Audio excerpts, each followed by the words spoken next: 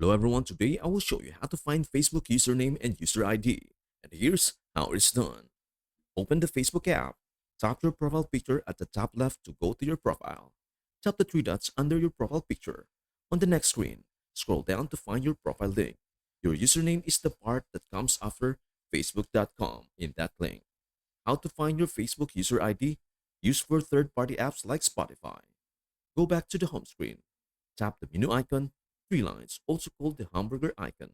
Scroll down and tap Settings and Privacy, then Settings. Scroll to and tap Apps and Websites. You will see a list of apps connected to your Facebook account. Let's say you are having trouble with Spotify and need your Facebook user ID support. Tap on Spotify from the list. Scroll to the bottom where it says something like Spotify may need your user ID. You will see a number there. That's your user ID for Spotify. Important.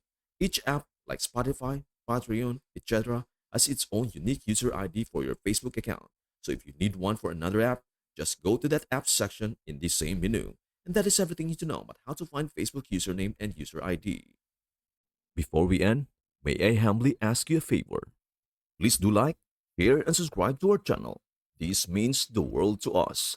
Thank you so much for watching. We hope to see you in our next video.